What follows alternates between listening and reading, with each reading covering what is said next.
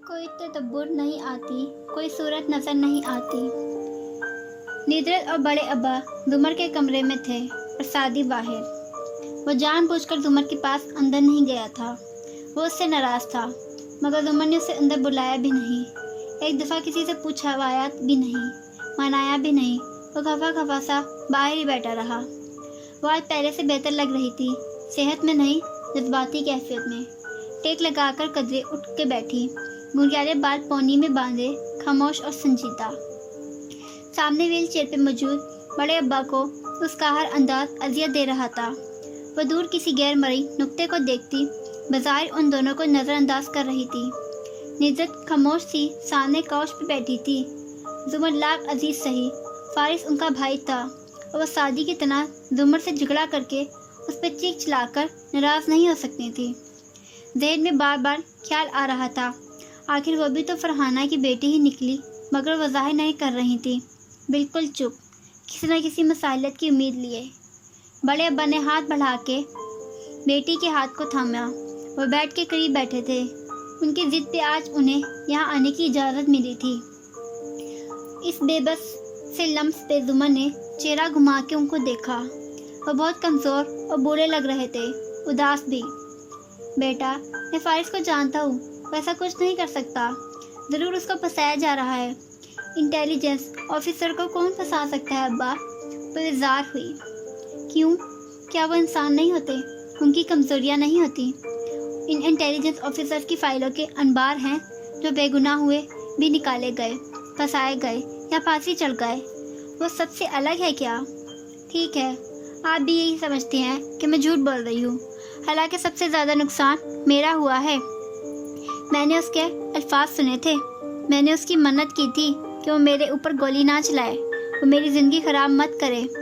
दर्द से फटी आवाज़ में कहते उसकी आंखें सुर्ख पड़ने लगी थी। मैंने अब्बा उसको इतना तक कहा कि मैं उसका केस लड़ूंगी, हर अदालत में उसके साथ खड़ी रहूंगी, वो मेरे साथ जुल्म ना करे, लेकिन उसने फिर भी मुझ पर गोली चलाई। अगर उसने मेरी कोई खैर कबूल नहीं की तो आप इसके लिए मुझसे किसी खैर की तवक्का मत रखिए। मैं जानता हूँ तुम झूठ नहीं बोल रही, लेकिन ये सिर्फ और सिर्फ कोई गलत फहमी। जुमर ने बेजारी से अपना हाथ उनके हाथ से निकाल लिया। वह दिल महसूस कर बैठ रह गए। आप लोग प्लीज़ मुझे अकेला छोड़ दें।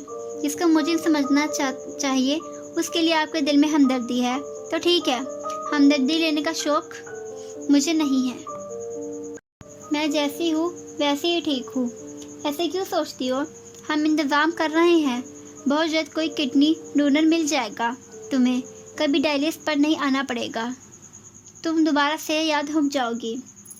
वो सपाट चेहरे के साथ गर्दन फेंक कर खिड़की की तरफ देखती रही। निद्रा आहिस्तगी से उठी, उसके करीब आई और बेड की पायंती पे बैठी। मन्नत भरी बेबसी से उसको देखा। जुमर, मेरे लिए क्या तुम अपना बयान वापस नहीं ले सकती? फारिस जेल चला जाएगा, उसको सज़ा हो जाएगी, वो बर्बाद हो जाएगा। उसने जख्मी निगाहों से निद्रत का चेहरा देखा। और मैं भाभी, मेरी खुशियाँ, मेरे गम, उनका क्या? आप सबको लगता है कि अपनी ज़िद पे अड़ी हुई हूँ। शिकायत अमीर नज़र अपने बाप पे डाली, लेकिन आप लोग ये नहीं सोचते कि मेरे पास ज़िद करने के लिए कुछ बचा नहीं है। मैं तबाह हो चुकी हूँ। अब फारिस बर्बाद या आबाद, मुझे इससे कोई हमदर्दी नहीं। मैंने उसकी इज्जत की हमेशा, क्योंकि मुझे इंसान के अंदर की अच्छाई पे यकीन होता है, मगर मैं गलत थी। वो वैसा ही है जैसा लोग उसके बारे में कहते थे। आप उसके लिए मुझसे कोई उम्मीद ना रखें, क्योंकि मैं आप सबकी नाएतबारी सह सकती हूँ, लेकिन फारिस को माफ़ नहीं कर सकती। वो गर्दन मोड़कर फिर से खिड़की को देखने लगी। ये एक इशारा था कि अब वो लोग चले जाएं। निद्रा शिकस्तगी से उठी, बड़े अब्बा की व्हील चेयर के पीछे आई और इन्हें लिए बाहर निकल गई। दरवाज़ा हस्बे मामूल आधा खुला रह गया। दफातर राहदारी से आवाज़ें आईं। निज़त किससे मुखातिब थी? खातून की आवाज़, फजीला आंटी, हमाद की अम्मी। वो पहचानती थी। वो आहिस्तगी से सीधी लेटी, तकलीफ चेहरे पर नमूदार हुई और आंखें बंद कर लीं, बिल्कुल ऐसे जैसे वो सो रही हो। वाकई ये वो सभी सोई थी जिनमें जागते हुए उसे ऑफिस जाने की कोई टेंशन नहीं थी। कौन सी ख्वाहिश कहाँ आकर पूरी हुई थी? निद्रत फजीला आंटी को अंदर ले आई थी। زمر کی آنکھوں میں فی الحال صرف اندھیرا تھا، مگر وہ آوازیں سن سکتی تھی۔ فضیلہ آنٹی یقیناً اس کے بازو کے قریب بیٹھ کے ساتھ کھڑی تھی۔ بہت زیادہ افسوس ہوا، ہم سب بہت پریشان ہیں۔ کوئی یقین بھی نہیں کر سکتا کہ زمر کے ساتھ اس طرح ہوگا، وہ بھی اتنے اہم موقع سے پہلے۔ ہمارے تو سارے رشتے دار بھی آ چکے تھے، اب کچھ سمجھ نہیں آ رہی کہ کیا کریں۔ ہمارے کے بہن بہنوئی پتہ نہیں کتنوں کی فلائٹس ہیں، آگے کروانی پڑیں گی یا شاید کینسل۔ وہ کہہ ہمدردی سے ہی رہی تھی، مگر انداز میں کوئی عجلت تھی۔ زمر بد آنکھوں سے سنے گئی۔ 2 شادیاں اکٹھی ہو رہی تھیں۔ حماد کے تائی کے بیٹے کی فنکشن بھی ساتھ ہی تھے، ولیمہ تو ہم دے ہی اکٹھا رہے تھے۔ اب ظاہر ہے یہ شادی تو ابھی ہو ہی نہیں سکتی۔ سجاد کے فنکشن تو کل سے شروع ہو جائیں گے۔ اب آپ تو جانتی ہیں ہماری بھی مجبوری ہے، سب کی مجبوریاں ہیں، میں جانتی ہوں، ندرت بولی تو اسواز میں پس پائی تھی۔ زمر آنکھیں بند کیے لیٹی رہی۔ ندرت اب شاید ان کے لیے کوئی جوس نکالنے لگی تھی، مگر وہ منع کرنے لگی۔ حماد باہر انتظار کر رہا ہے، ایسا کرتے ہیں ہم وہیں بیٹھتے ہیں۔ اس کمرے میں تو مجھے گھٹن ہو رہی ہے، پتہ نہیں اسپتالوں میں ایسی گھٹن کیوں ہوتی ہے۔ اور ان کی آواز دور ہوتی گئی، شاید وہ کمرے سے جا رہی تھی، اور پھر دروازہ بند ہو گیا۔ سناٹا چھا گیا، قبر کی پہلی رات کا سناٹا۔ زمر نے آنکھیں کھولی، وہ اب کمرے میں اکیلی تھی۔ کھڑکی کے باہر دوپہر پہلے سے تازہ تھی، مگر اب بادل امٹ کر آ رہے تھے، بارش جیسے برسنے کو تھی۔ اس پاٹ تاثرات کے ساتھ چت لیٹی چھت کو دیکھنے لگی۔ اب کوئی بھی چیز افسوس نہیں دلاتی تھی، سارے احساسات مر گئے تھے۔ اسے پتہ تھا اب کیا ہوگا، دوسری دفعہ اس کی منگنی ٹوٹ جائے گی۔ پھر بھی ایک امید تھی، شاید ایسا نہ ہو۔ کوئی بھی آدمی پورا نہیں ہے، کہیں آنکھیں کہیں چہرہ نہیں ہے۔ دروازہ یکدم کھلا۔ وہ چوکی، سوتی نہیں بن سکتی تھی، مگر پھر اس کی ضرورت بھی نہیں تھی، کیونکہ آنے والی فضیلہ یا ندرت نہیں تھی۔ اس کو زمر کے پاس اکیلا چھوڑ دینے کا بہت تحکم سے کہتی جواہرات کاردار نے اندر قدم رکھا۔ بند گلے کے سبز گاؤن، لمبی سفید ہیل، بالوں کا نفیس سا جوڑا بنائے، جوان اور سمارٹ سی جواہرات مسکراتے ہوئے اندر داخل ہوئی۔ زمر اسی بے رخی اور ناپسندیدگی سے اسے دیکھتی رہی۔ ہیلو زمر، کیسی ہو؟ ایک فلپونیا ملازمہ اور ایک سوٹ میں ملبوس ملازم پھولوں کے بڑے بڑے گلدستے لیے پیچھے آئے اور ساری میز کو بھر دیا۔ جواہرات نے آنکھ سے اشارہ کیا اور وہ باہر نکل گئے۔ ساتھ ہی شیرین کاردار اندر آئی۔ اس نے لمبی قمیض پہن رکھی تھی اور کندھے پہ لمبی چین کا پرس تھا۔ سنہرے باپ کٹ بالوں میں ہاتھ پھیر کر انہیں پیچھے کرتی مصنوعی سی مسکراہٹ لیے وہ زمر کے قریب رکی اور جیسے تعارف کروایا، میں مسز ہاشم کاردار ہوں، ہم پارٹی میں ملے تھے۔ زمر نے سر کے خم سے ان دونوں کے رسمی کلمات کا جواب دیا، جیسے وہ شدید خوف میں مبتلا ہو۔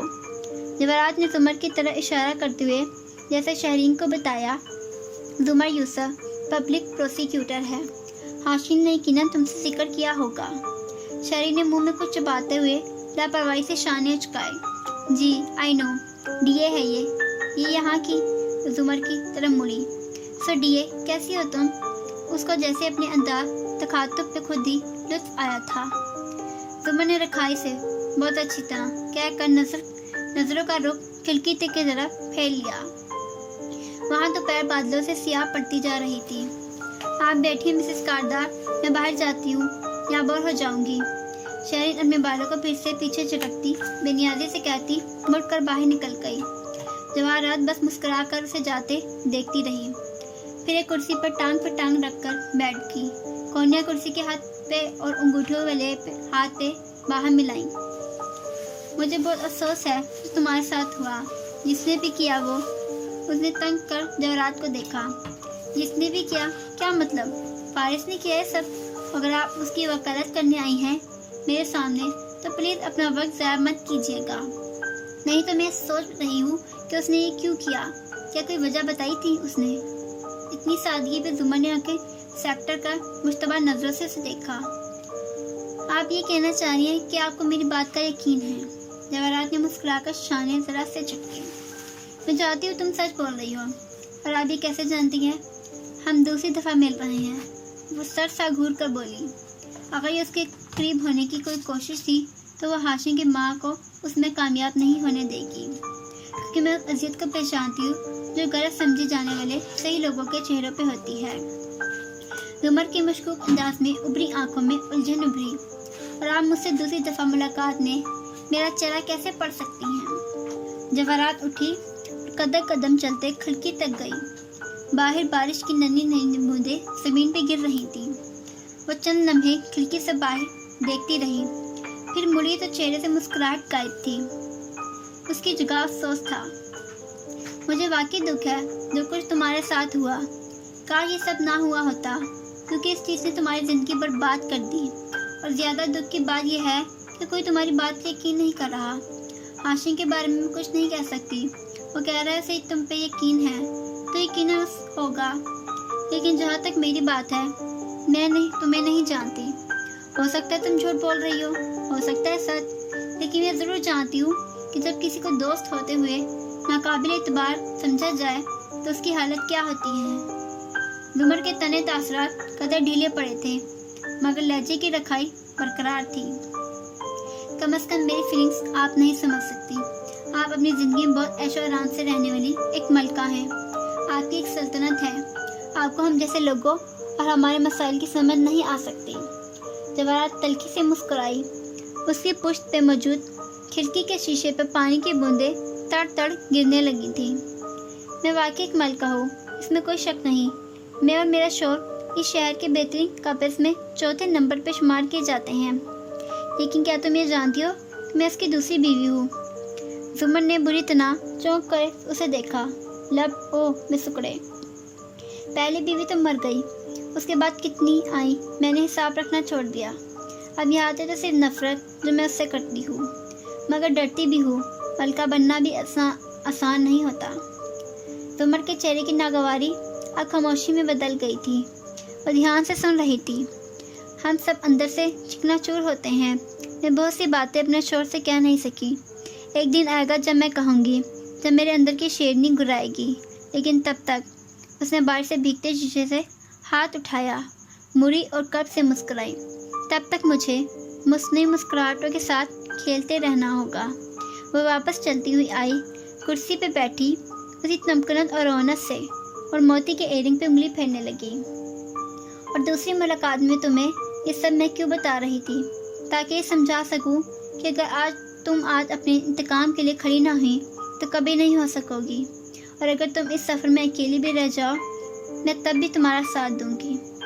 जुमर यकटक उसे देखे जा रही थी। चेहरे की सारी तलखी, बेरुखी, बेजारी सब गायब था। जवाहरात ने कलाई पे बंदी घड़ी देखी, उठ खड़ी हुई। मुझे जाना है एक मीटिंग में, फिर मुलाकात होगी। आप बैठिए ना, वो बेख्तियार बोली तो अपनी आवाज़ में नरमाहट महसूस हुई। जवाहरात ने मुस्कुराकर नफी में सर हिलाया। किसी का एतमाद हासिल करने के लिए अपनी ज़ात का एक टुकड़ा तोड़कर उसे दिखाना होता है। मैंने कर लिया, मगर तकलीफ मुझे भी हुई है, इसलिए अब चलूँगी। नरमी से कहती हूँ मुड़ गई और आँख का एक कोना भीग गया था। औरंगजेब, उसकी की गई तजलील, दुख, बेवफाई सब याद आ गया था, मगर बाहर निकलते तक वो खुद को संभाल चुकी थी। वेटिंग रूम में हुनैन इसी तरह बैठी थी, बाल पता नहीं कब के ब्रश किए हुए, बददिल, मुरझाई हुई सी। साजिश के मुकाबिल उदास सा बैठा था। बार बार निगाहें पुप्पो के कमरे की तरफ जाती, राहदारी की तरफ उठती, फिर सर झटक कर बढ़ाकर खुद को रोक लेता। दफतन किसी आहट पे उसने सर उठाया। चौखट पे शेरिंग खड़ी थी। सादी बेख्तियार उठ खड़ा हुआ। उसने इशारा किया, बाहर बुलाने का इशारा। हुनैन अपनी सोच में गुम थी। वो खामोशी से उठकर शेरिंग के पीछे आया। राहदारी में खड़ी थी, सीने पे बाजू लपेटे फुर्सत से उसको आते देखती रही। जी कहिए Mrs Kardar, I am sorry, मैं तुमसे एक्सक्यूज़ करना चाहती थी। मैंने तुम्हारे साथ ज्यादती कर दी थी। शेरी और तुम्हारे बीच मुझे नहीं आना चाहिए था। सादी ने चौंक कर उसे देखा, फिर आंखें चुंधिया कर उसकी ज़हनी हालत जांचना चाही। It's okay. वो गौर उसके तासुरात पढ़ने की कोशिश कर रहा था। गुड, यानी कि हम अच्छे दोस्त बन सकते हैं। वो हल्का सा मुस्कुराई। उसकी गाल की हड्डी उठी हुई थी। जब मुस्कुराती तो आंखें छोटी हो जाती। क्या आपको मुझसे कोई काम है? अभी नहीं है, हो सकता है मुस्तकबिल में हो।